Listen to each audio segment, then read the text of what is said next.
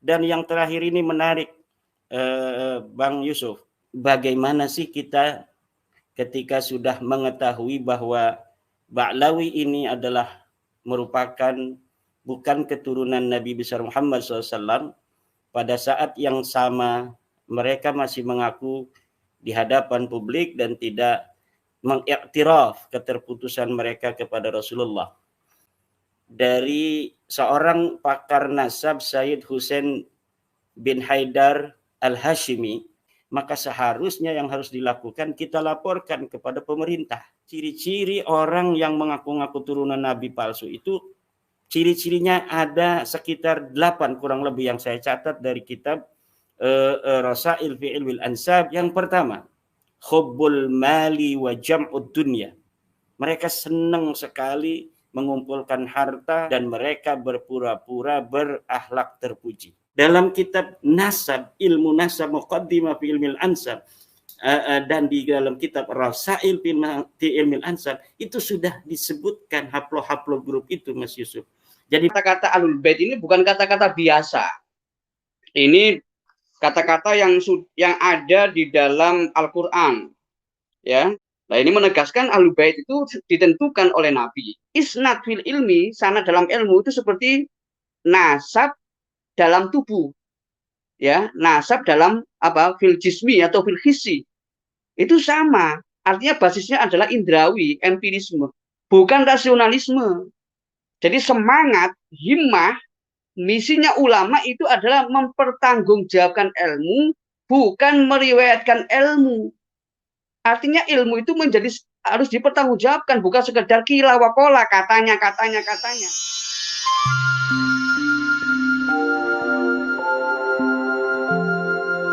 Saya ingin mengutip kembali tentang kitab Muqaddimah fi Ilmil Ansab dan kitab Rasail fi Ilmil Ansab terkait dengan terputusnya nasab Ba'lawi yang telah terbukti putus, terbukti palsu berdasarkan kajian historis, kajian genealogi ilmu nasab, dan kajian tes DNA.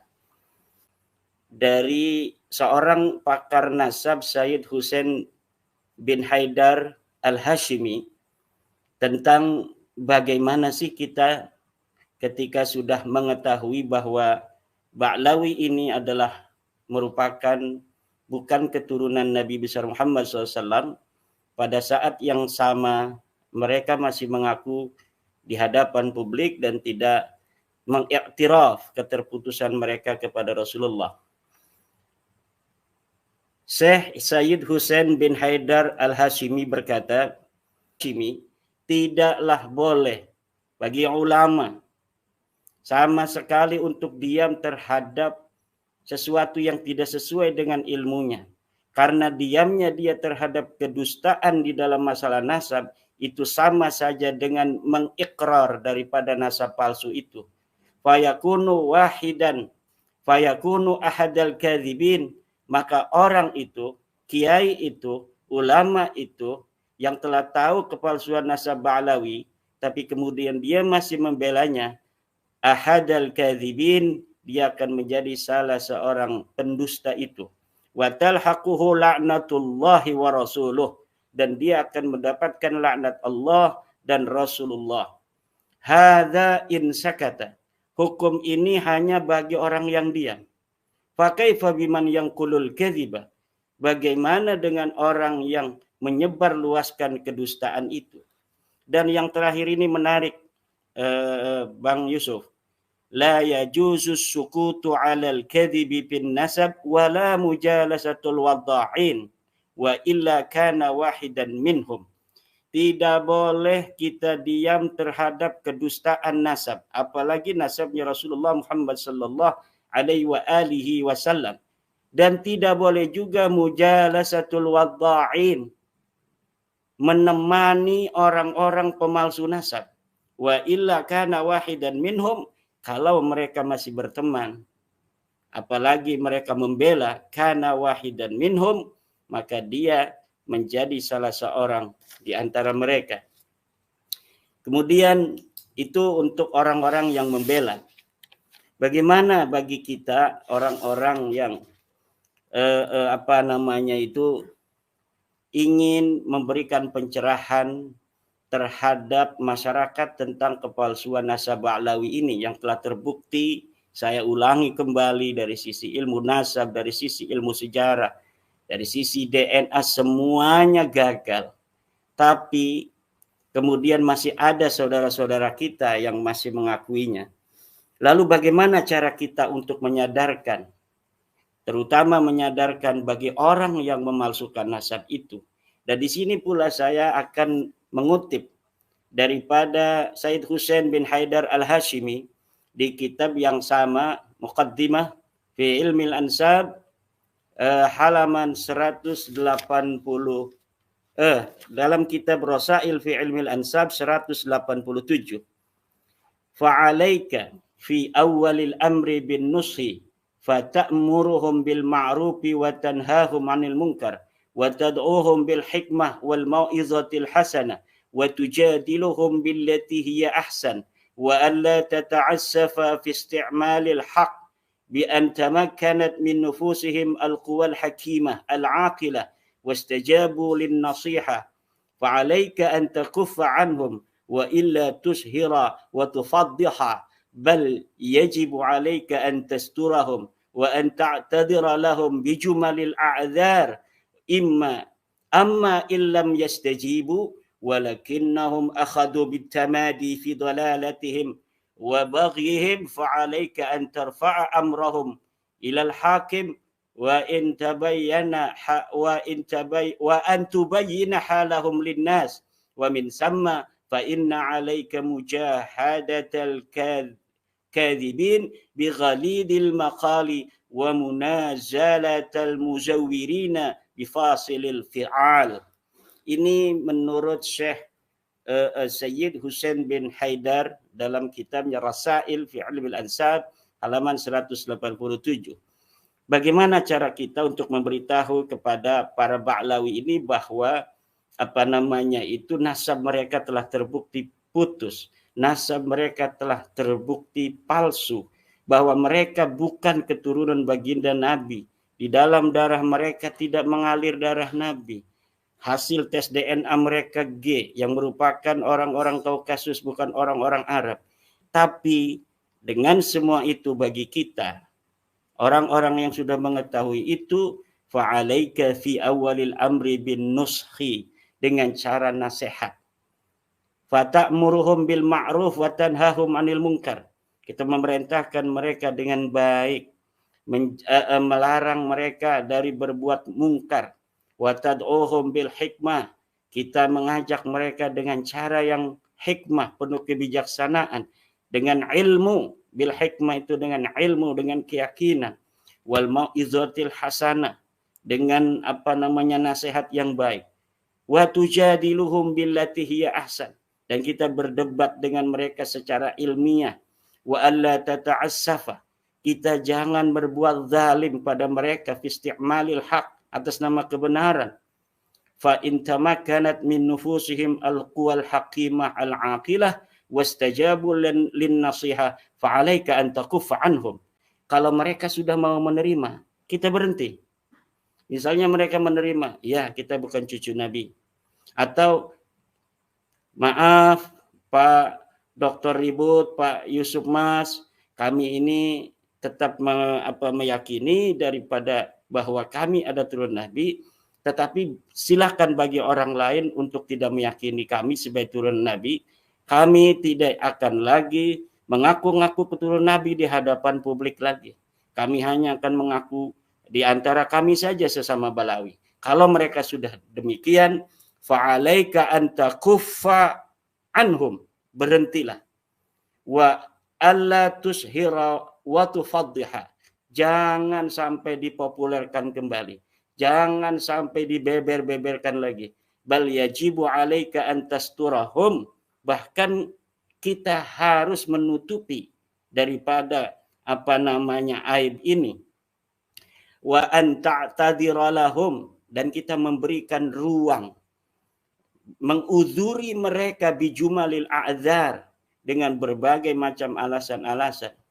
Tetapi amma illam yastajibu, kalau mereka tidak mau menerima bahwa ada dalil-dalil keterputusan nasab mereka secara ilmu nasab, secara ilmu sejarah, secara ilmu DNA, walakinnahum akhadu bitamadi, mereka terus demikian fi dhalalatihim, dalam kesesatan mereka, wa baghyihim, fa'alaika an tarfa'a amrahum ilal hakim, maka seharusnya yang harus dilakukan kita laporkan kepada pemerintah. Wa antubayyina halahum linnas, dan kita harus terangkan semua ini pada manusia, kita beri pencerahan kepada manusia bahwa yang mengaku turunan Nabi dari Ba'lui itu bukanlah keturunan Nabi. Ini kewajiban menurut Syekh Sayyid Husain bin Haidar Al-Hashimi di dalam kitabnya Rasail halaman 187. Wa min samma, dari situ, fa inna alaika mujahadatal kadzabin, itu dihitung adalah kita berjihad untuk memerangi para pendusta. Dengan apa? Bighalizil maqal, boleh dengan kata-kata yang keras. Wa munazalatil muzawirin, dan kita boleh untuk mengalahkan orang-orang para pemalsu itu bifasilil fi'al, dengan perbuatan-perbuatan yang dengan itu mereka akan sadar. Itu adalah cara kita di dalam berinteraksi atau menyadarkan daripada Ba'lawi. Sebelum kita ke yang lain, ada lagi ini. Kita ini penting agar memberikan pencerahan kepada masyarakat. Sebelum nanti kita persilahkan Dr. Ribut Nurhuda dengan Dr. Soleh Basyari, Ketua CSIIS, dalam menerangkan tentang Ahli Bait. Ini ada juga saya kutipkan bagaimana Dr. Sayyid Husain bin Haidar Al-Hashimi dalam kitab Rasail fi Ilmil Ansab halaman 179. Beliau mengatakan ada ciri-ciri pribadi yang bernasab palsu itu, Mas Yusuf. Jadi ciri-ciri orang yang mengaku-ngaku turunan Nabi palsu itu, ciri-cirinya ada sekitar 8 kurang lebih yang saya catat dari kitab Rasail fi Ilmil Ansab karangan Syekh Sayyid Husain bin Haidar Al-Hashimi halaman 179. Yang pertama, hubbul mali wa jam'ud dunya. Mereka senang sekali mengumpulkan harta, senang sekali kepada harta, senang flexing, senang dawir. As-sani sarasatul akhlaq wa dana'atut tiba', walakinnahum yatadhaharuna bi husni samti wa bihamidil akhlaq.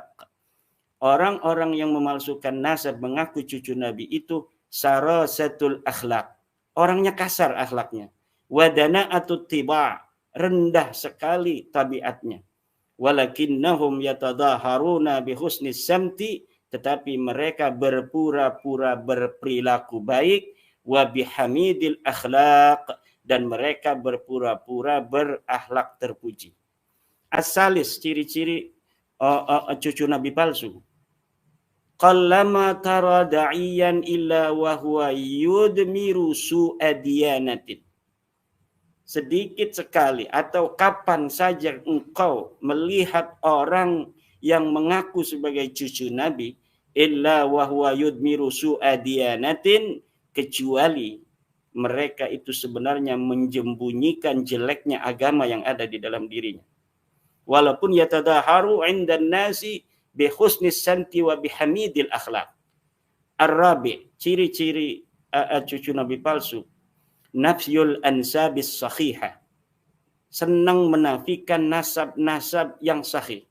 Jadi nasab yang sahih dari para keluarga-keluarga Nabi yang ada di Saudi, yang ada di Lebanon, yang ada di Qatar, yang ada di Irak, yang ada di Iran, itu dinafikan oleh mereka. Dan apabila mereka ingin menjadi cucu Nabi, maka harus dikhatam oleh mereka, diberikan paspor nasab oleh mereka. Kemudian al-khamis tashihul ansabis saqitah. Mereka mensahihkan nasab-nasab yang palsu.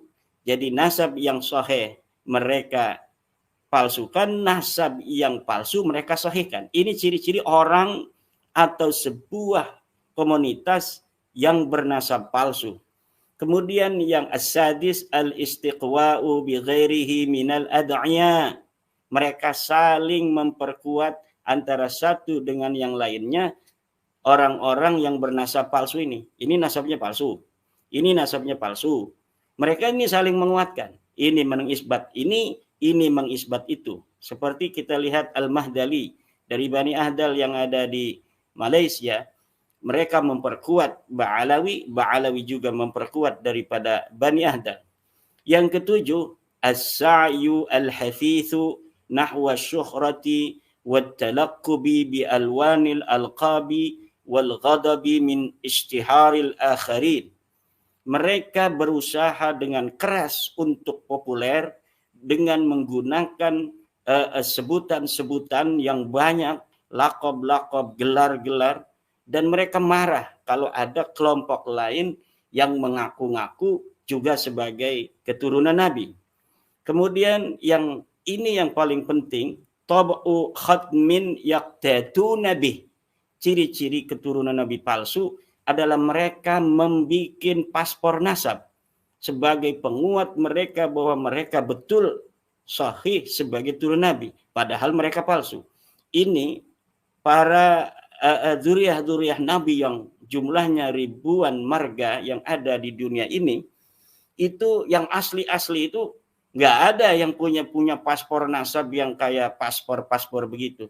Mereka cukup kesaksian dari nakib mereka untuk keluarga mereka, tidak dibawa-bawa, kemudian tidak pernah diperlihatkan ke publik seperti novel orang Solo itu. Dia ini ciri-ciri keturunan Nabi asli harus punya ini, harus punya paspor nasab dari Rabita Alawiyah. Lah ini menurut Syekh Sayyid Husain bin Haidar Al-Hasimi merupakan ciri-ciri daripada nasab yang palsu. Nah. Baik, saya dengan Dr. Ribut Nur Huda, penulis buku Ahlul Bait. Beliau adalah lulusan Sudan. Ini dokter muda ini, titelnya banyak juga gitu kan. Baik, saya pertanyaan yang pertama adalah kontekstualitasnya nih Ahlul Bait kemudian dengan diskursus nasab yang dicuatkan oleh Kiai Imad. Mungkin Anda bisa merefleksikan itu seperti apa, Pak Dr. Ribut? Ya, kalau kita mengikuti turos tradisi intelektual ulama, kita kan tahu beberapa ulama termasuk diantaranya yang sangat terkenal sebagai ahli hadis, ulama Damaskus, Syekh Nuruddin Aiter, ya Syekh Nuruddin Aiter Allah yarham. Beliau kan menyebutkan bahwa Allah itu mengistimewakan umat Nabi Muhammad dengan 3 hal, ya, mengistimewakan dengan 3 hal. Yang pertama adalah sanad, masalah sanad, ya. Yang kedua adalah nasab yang kita bicarakan ini, masalah polemik nasab ini. Dan yang ketiga masalah i'rab. Lah, sanad dengan nasab ini sama-sama istimewa. Ya, istimewa tidak yang mana ini tidak diberikan kepada umat lain. Diberikan kepada umat baginda Nabi Muhammad Shallallahu alaihi wasallam. Kemudian kalau kemudian Mas dikaitkan dengan polemik nasab, sebenarnya ada kemiripan. Karena sama-sama baik soal nasab maupun soal riwayat itu adalah berdasarkan persaksian atau kesaksian. Jadi berdasarkan kesaksian karena sifatnya indrawi. Jadi kalau tidak hanya bisa mengandalkan riwayat. Makanya zaman dulu banyak hadis-hadis palsu itu yang menyebabkan ada ilmu hadis, ada mustalahul hadis, ya. Ya katanya laulal fitnah, ya, laulal fitnah lama kana ilmu musalal hadis. Kalau tidak ada fitnah, tidak ada pembohong, tidak ada pendusta, tidak ada manipulator, tidak ada pemalsu, ya, maka tidak ada namanya musalal hadis itu, ya. Termasuk zaman Nabi sendiri, ya, guru saya mengarang kitab ilmu sunnah itu, Syekh Dr. Muhammad Surur, dalam kitabnya Al-Manzumah At-Tabatiyah fi Ulumi Sunnah Al-Marwiyah. Beliau itu menyebutkan bahwa di zaman sahabat ada yang punya keyakinan membela Nabi dengan dengan kebohongan itu berpahala.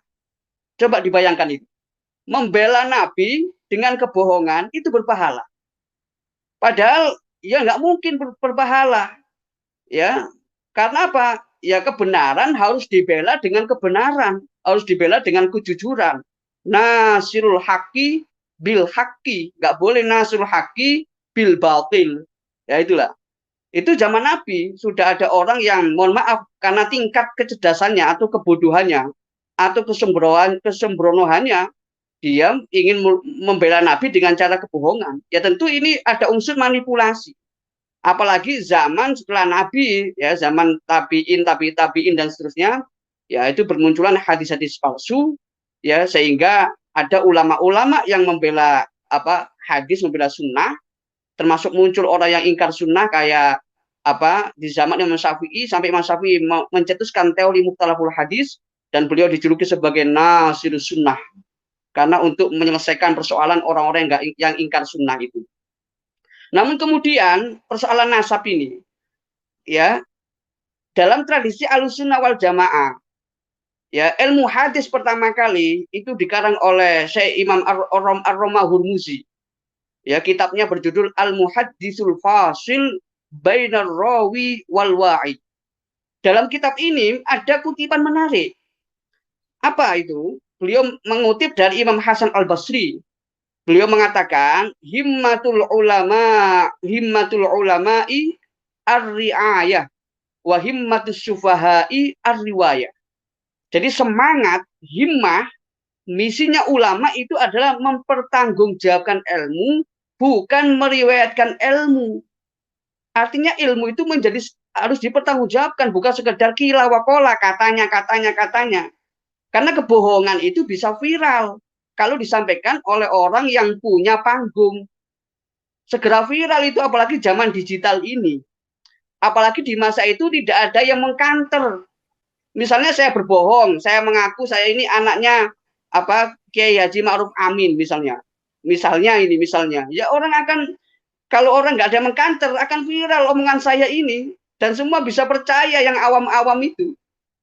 Tapi kalau ada yang mengkanter, maka persoalannya beda lagi.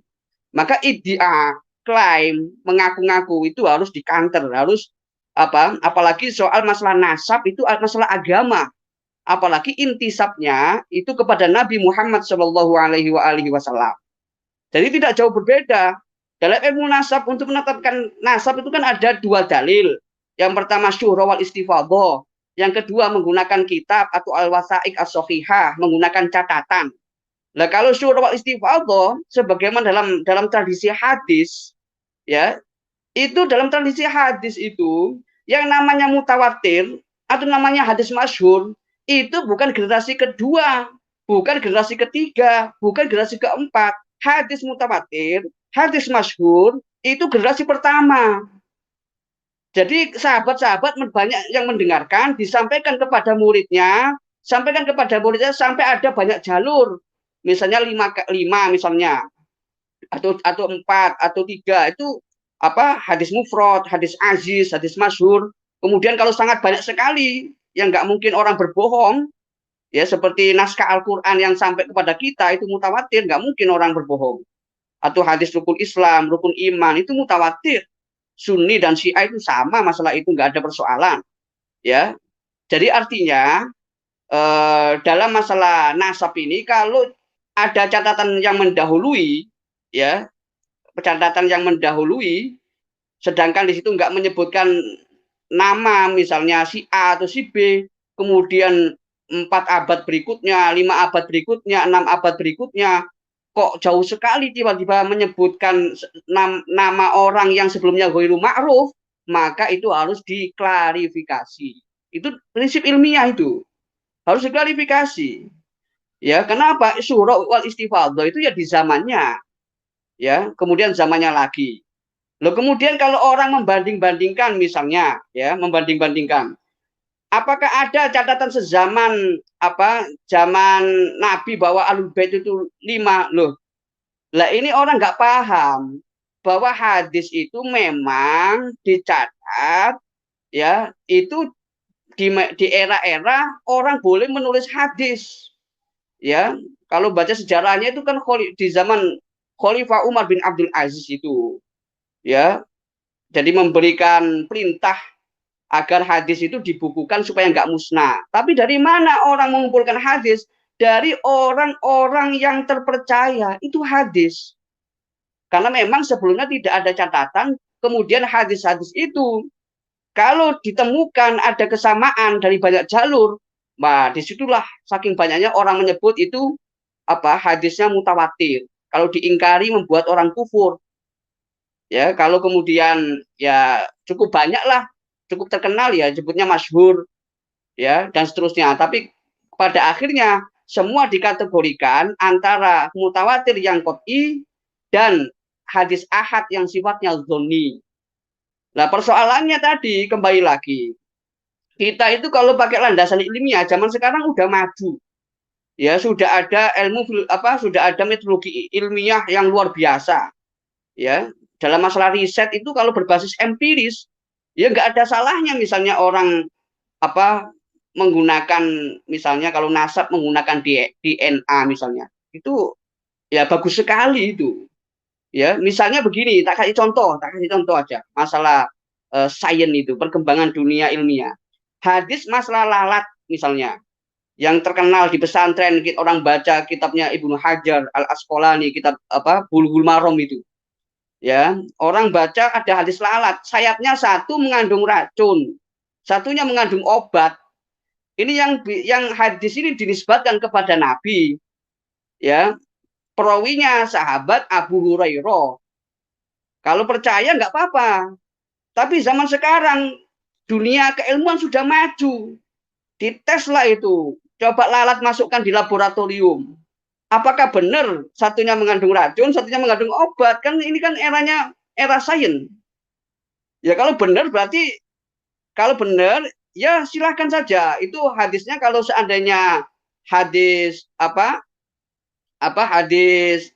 hadis hasan gara-gara ada pembuktikan sains bisa naik menjadi sahih li ghairihi misalnya. Sahihnya karena faktor lain misalnya, bukan karena faktor sanadnya misalnya. Nah, ini dunia keilmuan akan terus berkembang. Makanya kembali lagi polemik nasab ini menguntungkan sekali bagi perguruan tinggi dalam tanda kutip yang sekarang mengalami kemunduran intelektualisme, banyak yang mengakui ini, banyak opini masalah ini bisa bangkit dengan perdebatan genealogis, perdebatan masalah gen, perdebatan masalah asal usul. Misalnya nasab kan hubungan antara asal dengan farq. Ya, asalnya itu misalnya Imam Hasan, Imam Husain misalnya. Ya, kemudian farqnya ya anak cucunya itu sebagai farq. Kemudian kalau masalah hadis, hubungan antara riwayat, antara sumber pertama zaman sahabat, kedua, ketiga, itu apakah kemudian dari yang pertama mendengar Nabi itu, ya perkataannya itu kalimatnya berjumlah 5 kata, kok kemudian nyampe ke generasi kelima menjadi 2 kata, ya ini Nabi mengatakan demikian, loh kok beda kata-katanya, itu bisa diteliti, itu hubungan antara sumber pertama asalnya yaitu Nabi, ya, kemudian sumber kedua, ketiga, keempat, itu artinya persoalan genealogi. Nah, ini saya bukan bermaksud mengeneralisir karena sekarang bukan zamannya linearisme, bukan. Sekarang zamannya multidisipliner. Tidak cukup menetapkan nasab hanya dengan ilmu nasab, tapi harus dengan ilmu sejarah, ilmu pendekatan lain-lain termasuk Kiai Imad tadi dengan pendekatan membaca antropologi, membaca karakter orang itu, tanda-tanda orang nasabnya palsu itu akhlaknya bagaimana. Tapi saya tidak mau dalam masalah ini ya. Saya tidak mau membahas masalah ini, tapi yang jelas kembali lagi dalam masalah riset itu, masalah riset nasab dan masalah riset hadis sunnah itu sama, basisnya adalah hawas. Ya, kan ulama udah bilang, ya ulama mengatakan al isnadu, ya al isnadu fil ilmi kal kan nasabi fil hissi. Isnad fil ilmi, sana dalam ilmu itu seperti nasab dalam tubuh. ya, nasab dalam apa? Fil jismi atau fil hissi. Itu sama. Artinya basisnya adalah indrawi, empirisme, bukan rasionalisme. Sehingga yang dibutuhkan adalah data faktual yang paling mendekati kebenaran. Ya, jadi itu Pak Yusuf. Ya, jadi sama-sama empirisme bukan rasionalisme, bukan nalar-nalar pakai kaidah fikih macam-macam. Wah, itulah. Ya monggo aja lah pakai kaidah fikih, tapi itu sekunder. Yang primer adalah bukti catatan, benar enggak ini anaknya si A, anaknya si B. Benar enggak ini ma'ruf? Benar enggak ini betul-betul bisa dikonfirmasi oleh sumber lain? Tidak hanya insider tapi orang dalam, ya, tapi juga pihak luar misalnya. Nah, itu outsider itu juga penting, Pak Yusuf. Ya, itu sementara itu, Pak Yusuf. Ya, luar biasa ini kan, semakin komplit ini kan pembahasan diskursus nasab. Ya, satu lagi, dan siapakah Ahlul Bait itu? Silakan Pak Dokter. Ya, terima kasih Pak Yusuf dan juga paparan dari Kiai Ahmad. Ini saya menyampaikan kalau ada pandangan yang kurang pas. Jadi saya awali dulu bahwa berbicara soal Ahlul Bait itu berarti kita berbicara tentang sunnah, berbicara tentang hadis, berbicara tentang pesan Nabi, berbicara tentang masa lalu kenabian. Karena hidup kita ini sangat jauh dengan masa Nabi, ya otomatis kalau kita ingin tahu siapakah sesungguhnya Ahlul Bait, maka sumber utamanya ya dari Al-Quran, dari Sunnah, dan juga dari ijma ulama. Ya. Dan sudah disebutkan bahwa kata-kata Ahlul Bait ini bukan kata-kata biasa.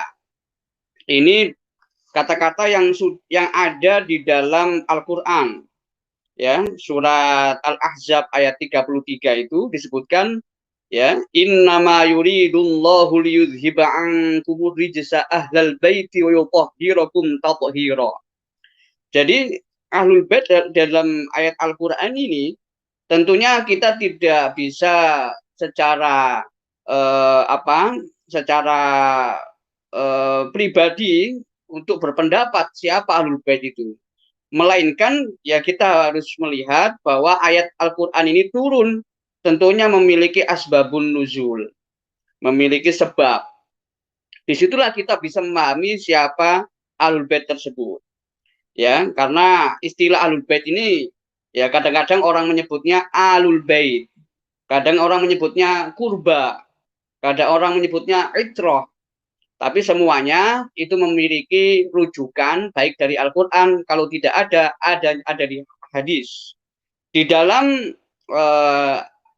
dalam hadis ya soal masalah Ahlul Bait ini sesuai dengan asbabun nuzul ya surat Al-Ahzab ayat 33 tadi yang saya baca tadi, itu ada riwayat dari Imam Muslim ya, seperti kita tahu sebagai Ahlussunnah wal Jamaah ya, Sahih Bukhari, Sahih Muslim, Sunan Abu Dawud, Sunan Ibnu Majah, Sunan Nasa'i, Sunan Ad-Darimi ya, termasuk At-Tirmidzi ya, termasuk Muwatta ya, termasuk Musnad Ahmad bin Hambal, Musnad Imam Syafi'i dan lain-lain yang familiar di kalangan Ahlussunnah wal Jamaah ya. Rujukan dari hadis Muslim ini merupakan rujukan yang sangat otoritatif di kalangan Ahlussunnah wal Jamaah. Ada riwayat menyebutkan bahwa Sayyidah Aisyah radhiyallahu anha, istri dari baginda Nabi itu berkata ya. Jadi ada suatu riwayat dalam riwayat Sahih Muslim, saya bacakan ini. Qalat Aisyatu kharajan Nabi sallallahu alaihi wa alihi wasallam ghadatan wa alaihi mirtun murahhalun min sya'rin aswada fa ja'a al-Hasan bin Ali fa adkhalahu thumma ja'a al-Husain fa adkhala ma'ahu thumma ja'at Fatimah fa adkhalaha thumma ja'a Ali fa adkhalahu thumma qala innama yuridullahu liyuzhiba 'ankum rijsa ahlal bait wa yutahhirakum tathira. Ini riwayat ada dalam Sahih Muslim ya, bahwa Sayyidah Aisyah berkata di suatu pagi Rasulullah Shallallahu alaihi wasallam keluar dengan berselimut kain wol hitam. Lalu Hasan bin Ali datang maka beliau memasukkannya ke dalam kain itu. Setelah itu Husain datang, maka dia pun masuk bersamanya. Kemudian Fatimah datang, maka beliau memasukkannya ke dalam kain itu. Lalu Ali datang, maka beliau juga memasukkannya ke dalam. Jadi orang-orang tadi, ya, Sayyidina Ali, Sayyidina Fatimah, ya, Sayyidina Hasan dan Husain itu masuk dalam selimut Nabi. Ya, kemudian beliau membaca ayat innama yuridullahu liyuzhiba ankum rijsa ahlal baiti wa yutahhirakum tathhira. Ini silakan dicek dalam kitab Sahih Muslim, ya. Di apa dari penerbit Al-Maktabah Al-Ashriyah, ya, itu jilid 5 halaman 566. Dan juga mungkin di penerbit-penerbit lain, dan ini sudah sangat terkenal, ya, di kalangan kontemporer adanya hadis masalah selimut ini atau ahlul kisah ini. Kemudian dipertegas juga dalam hadis yang lain, ya, referensinya tetap hadis, tetap pesan Nabi. Ini sehingga kita bisa melihat adanya koherensi, adanya keterpaduan, ya, adanya kesatuan pemahaman atau konsep atau definisi yang tadi ditanyakan oleh Pak Yusuf tadi itu. Apa itu? Ada riwayat juga dari Imam Hakim An-Naisaburi, yaitu dalam kitab Al-Mustadrak ala Sahihain. Ini menegaskan makna Ahlul Bait. Ada riwayat dari Ummu Salamah, ya, istri baginda Nabi Shallallahu Alaihi Wasallam. Beliau berkata, "Fi baiti nazalat hadhil ayah.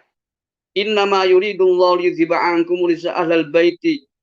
Qalat, kemudian Ummu Salamah berkata, "Fa arsala Rasulullah Shallallahu Alaihi Wasallam ila Aliin wa Fatimah wal Hasan wal Husain radhiyallahu anhu ajma'in. Faqala, Allahumma haula'i ahlu baiti." Qalat Ummu Salamah, "Ya Rasulullah, ma ana min ahlil bait." Qala, "Innaki ahli khairun wa haula'i ahlu baiti." Ini dalam kitab Mustadrak ala Sahihain, ya, Ummu Salamah sendiri pernah ya, bukan protes tapi bertanya kepada Nabi, "Di rumahku turun ayat, sesungguhnya Allah bermaksud untuk menghilangkan dosa dari kamu, wahai ahlul bait, dan membersihkan kamu sebersih-bersihnya." Dia mengatakan, maka Rasulullah Shallallahu Alaihi Wasallam memanggil Ali, Fatimah, Hasan dan Husain. Semoga Allah meridhoi mereka semua. Seraya berkata, "Ya Allah, merekalah ahli baitku." Dari sini Ummu Salamah berkata, "Wahai Rasulullah, bukankah aku termasuk ahlul bait?" Beliau bersabda, "Engkau istriku yang baik." Jadi Rasulullah memuji, "Engkau istriku yang baik, sedangkan mereka adalah ahli baitku." Nah, ini menegaskan ahlul bait itu ditentukan oleh Nabi, yaitu 5 sosok tadi. Dan ini diperkuat dengan hadis-hadis yang lain. Ya, misalnya dalam dalam hadis masalah asbabun nuzulnya kata-kata al-qurba dalam Al-Qur'an. Ya, qul la as'alukum alaihi ajra ilal mawaddata fil qurba. Apa makna kurba itu? Itu mereka bertanya, "Ya Rasulullah, man qarabatuka?" Ya, siapa sih kerabatmu itu yang harus kita cintai, yang harus kita senangi? Ya, Rasulullah menjawab, "Qala Ali wa Fatimah wa banahuma." Rasulullah menjawab, kurba itu adalah Ali, Fatimah, dan kedua anaknya. Ini penjelasan dari ayat Asy-Syura tadi yang saya bacakan. Nah, ini riwayat ini tidak hanya ada dalam satu sumber, ya, karena ini adalah masa lalu kenabian, kita hanya bisa merujuk kepada catatan, kepada teks, ya, yang dianggap sahih, yang sudah diteliti, tidak hanya satu sumber tapi berbagai sumber. Sebagaimana yang saya baca tadi ada di Fadhailus Sahabah Imam Ahmad bin Hanbal, kemudian tafsir Abi Hatim, ada di Al-Mu'jam Al-Kabir Imam At-Tabrani, ada Majma'uz Zawaid Imam Al-Haythami, ada Al-Kasyaf Imam Az-Zamakhsyari, ada Al-Jami' li Ahkamil Quran miliknya Imam Qurtubi, ada juga di As-Sawa'iq Al-Muhriqah miliknya Ibnu Hajar. Lah, ini sangat kuat sekali catatan-catatan itu. Ya, banyak sekali jalur yang menjelaskan tentang batasan makna ahlul bait. ya, ditambah lagi ada hadis sakolain, ya enggak saya bacakan, yang ini kelasnya mutawatir ini, ya, yang di situ mensinonimkan, menyamakan itroti ahli baiti. Nah, ini apa? Ini soal masalah khobar as-shodiq, ya, berita yang bisa dipercaya. Karena kita hidupnya jauh dari masa kenabian, sehingga kita merujuk kepada catatan-catatan sunnah atau sejarah yang bisa dipertanggungjawabkan, yang konsisten, yang koheren, yang tidak ada kontradiksi satu sama lain. Itu yang bisa kita ambil.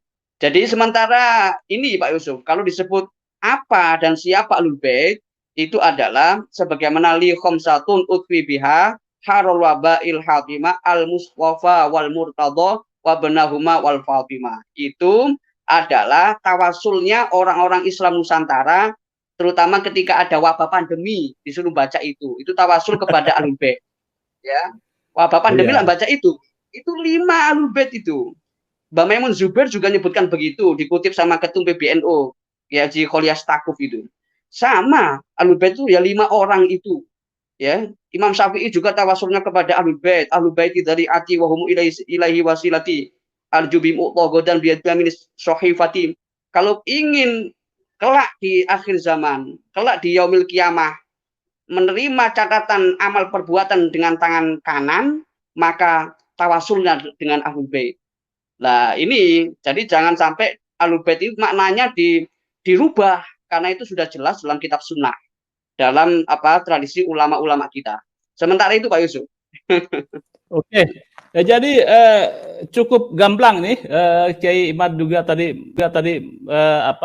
kita sudah gamblang, dan Dr. Ribut juga sudah gamblang menerangkan bahwa Ahlul Bait itu ada 5, seperti tadi kan ya, Ali, kemudian Fatimah, Hasan, Hussein, kemudian Nabi Muhammad SAW. Nah, jadi Zuriyah itu tidak termasuk ya, Dr. Ribut. Dalam keterangan-keterangan kalau kita kontekstualitaskan ke tekstual yang Anda sebutkan tadi. Ya, kalau Zuriyah disebut bagian dari Ahlul Bait, tentu itu tidak tepat. Itu tidak tepat, ya. Kalau seandainya anak cucu, ya mereka Zuriyah, anak cucu Ahlul Bait, tapi bukan Ahlul Bait itu sendiri, bukan itroh itu sendiri. Jadi itu perlu dibedakan. Ya. Tidak termasuk Pak Yusuf. Ya. Oke, jadi kalau umpamanya ini ya, Zuriyah bisa disebutkan bahwa Zuriyah adalah cucu dari Ahlul Bait. Itu lebih tepat begitu ya. Tapi bukan termasuk di dalam Ahlul Bait begitu. Oke, iya. Iya, lebih tepatnya Zuriyah itu adalah ya Zuriyah Ahlul Bait. Kayak Quran aja menyebutkan ya nisa'an Nabi.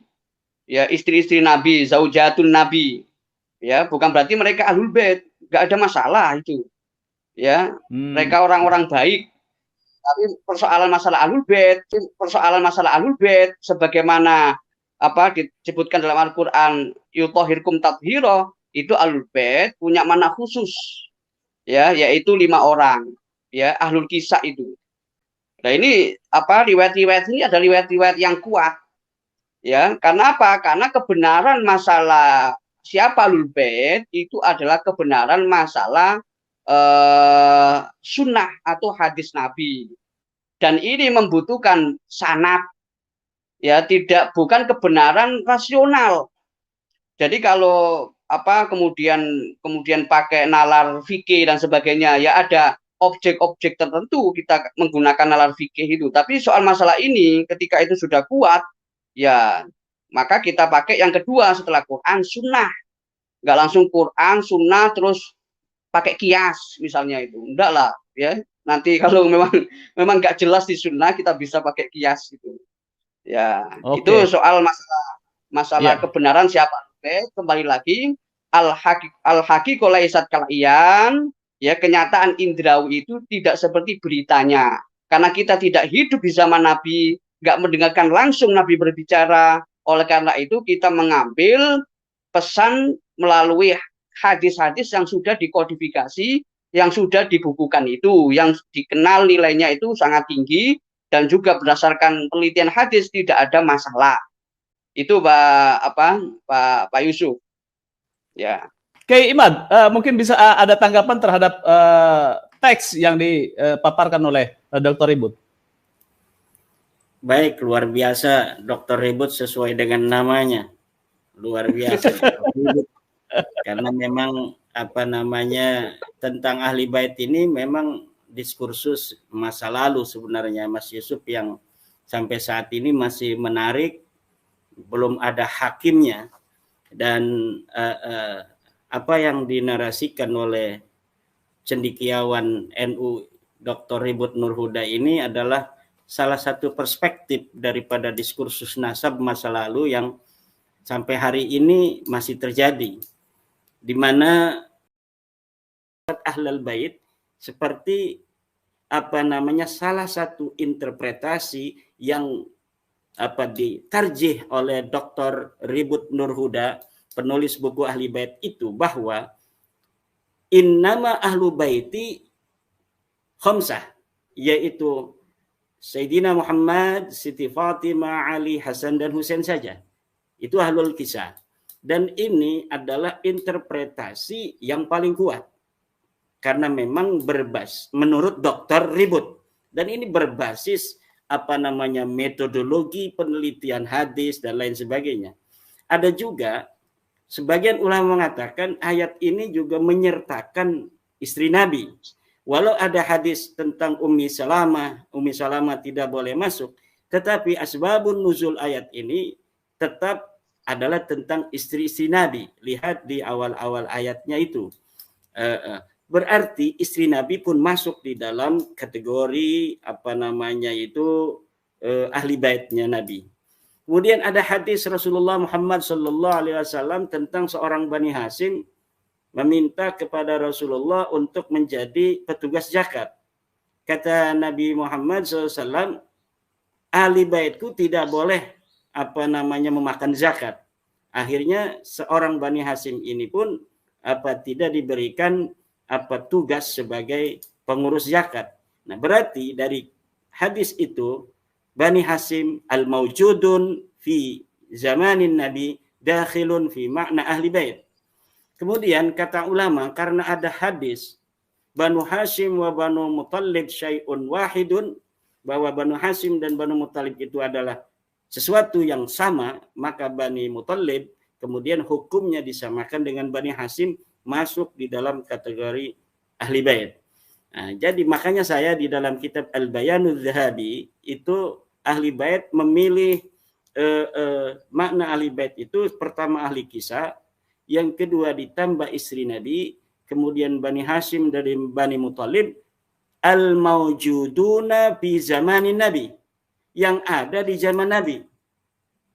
Jadi yang ada di zaman Nabi tidak termasuk keturunan yang ada sampai sekarang ini, walaupun dia sahih sebagai keturunan daripada ahli baitun Nabi, tetapi mereka tidak masuk di dalam kategori ahli bait illa fi babi zakah, hanya di dalam bab zakat saja.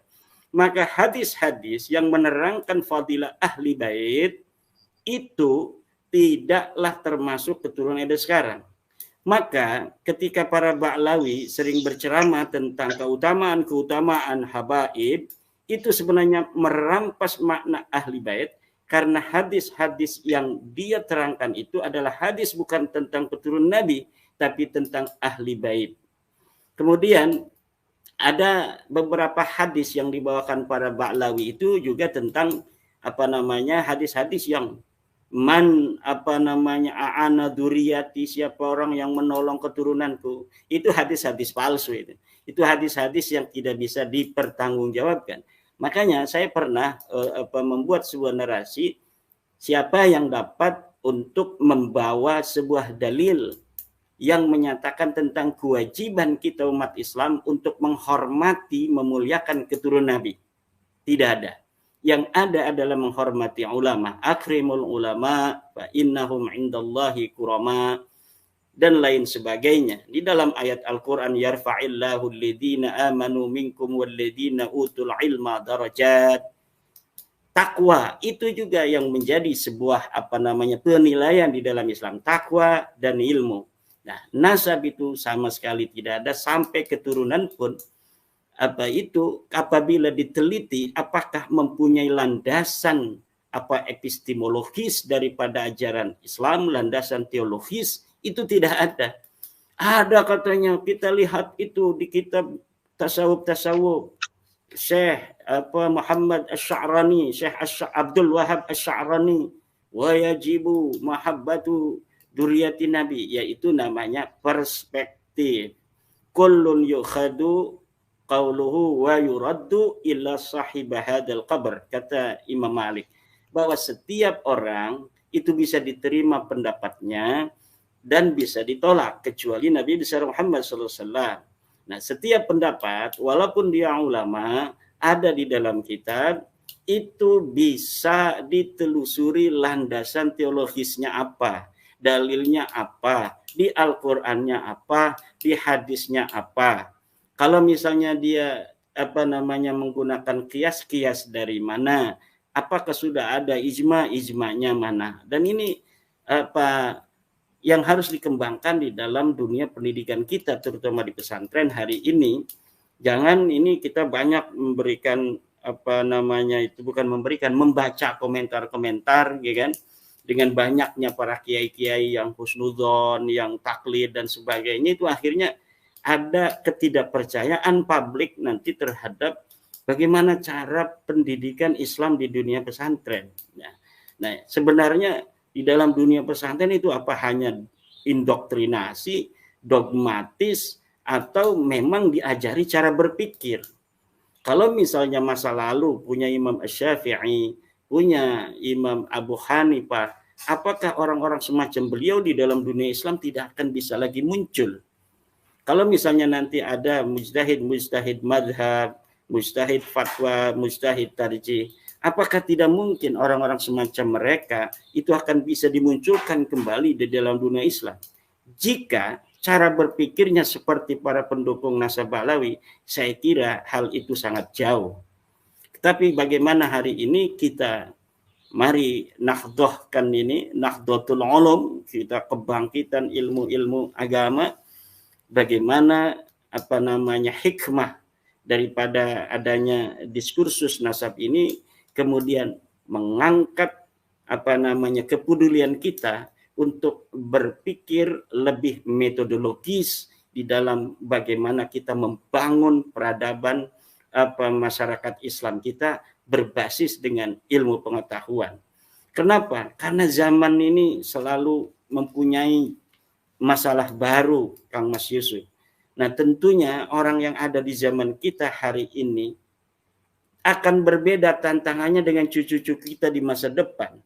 Apabila hari ini kita bisa untuk menyelesaikan masalah-masalah yang kita hadapi dengan ilmu kita yang hari ini kita pelajari, maka cucu-cucu kita harus bisa sama seperti kita bisa menyelesaikan masalah mereka dengan ilmu mereka, bukan dengan ilmu kita. Kalau dengan ilmu kita masih punya laptop, kita masih punyanya HP zaman sekarang, mungkin nanti di masa anak cucu kita akan lebih modern dari hari ini. Dan tentunya masalah-masalah seperti itu memerlukan jawaban dari agama dengan situasi, kondisi mereka di hari itu, bukan di hari kita. Seperti kita hari ini, dalam diskursus nasab ini, ya mungkin orang-orang tua kita, Mbah Hashim Asy'ari, Mbah Syekh Nawawi At-Tanar Al-Bantani, Mbah Mahfud At-Tirmidzi, waktu itu mereka belum merasa perlu untuk membahas nasab Ba'lawi ini. Tetapi hari ini kita memerlukan itu untuk memverifikasi pengakuan-pengakuan mereka di hadapan publik, akhlak-akhlak mereka yang tidak mencerminkan pengakuan mereka dan lain sebagainya. Ini mudah-mudahan menjadi introspeksi buat semuanya. Buat kita, buat umat Islam, buat para muhibbin, ya, buat para habaib sendiri. Ternyata ada masalah dalam hubungan sosial kita selama ini terkait dengan pengakuan kita sebagai keturunan Nabi misalnya. Mungkin ada hal-hal yang perlu untuk diluruskan. Kita memerlukan hal-hal yang perlu untuk diperbaiki, bahkan dianulir dengan anomali dalil-dalil yang telah ada. Toh kita bukan sebagai cucu Nabi, banyak yang orang mampu untuk berbuat sesuatu, untuk membangun peradaban di atas dunia ini. Genghis Khan dia bukan keturunan baginda Nabi, tapi dia bisa menguasai 2/3 dunia, 2/3 bumi di masanya. Gajah Mada, dia bukan tidak mengaku keturunan baginda Nabi, tapi dia bisa menyatukan Nusantara. Nah, Anda kalau mengacu cucu Nabi, apa yang bisa Anda lakukan selain apa pengakuan Anda di hadapan publik untuk mendapatkan keuntungan? Sekarang kita tagih orang-orang yang mengaku mempunyai latar belakang genealogi dari tokoh utama tertentu untuk dapat membuktikannya, baik secara ilmu nasab, ilmu sejarah, ataupun ilmu DNA. DNA ini sudah menjadi sebuah kebutuhan untuk masa kini dan masa yang akan datang. Hari ini baru beberapa orang yang tes DNA.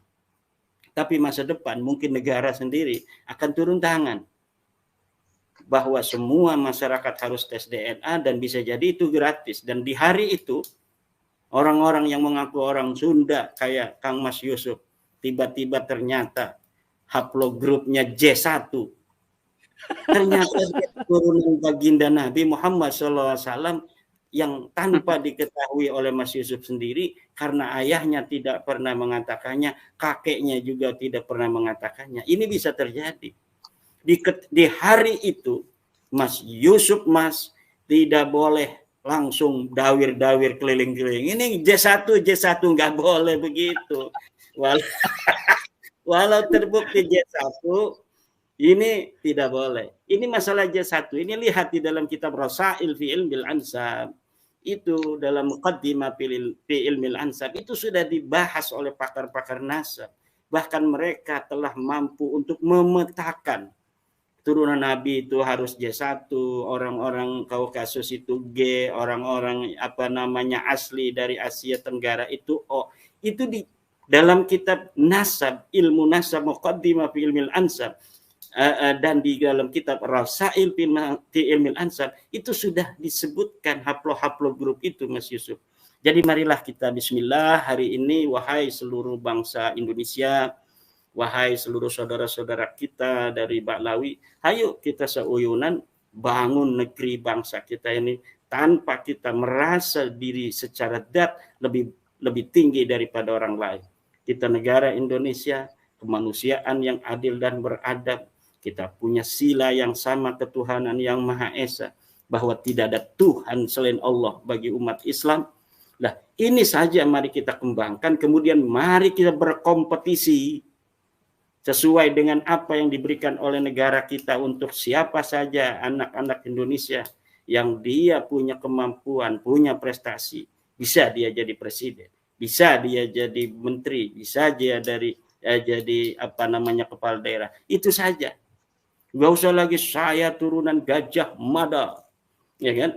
Saya turunan Siliwangi, kata Mas Yusuf, karena orang Ciamis kan turunan Siliwangi di pinggir laut Sukabumi itu kan Siliwangi semua itu.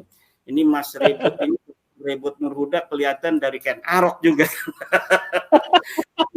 Ya.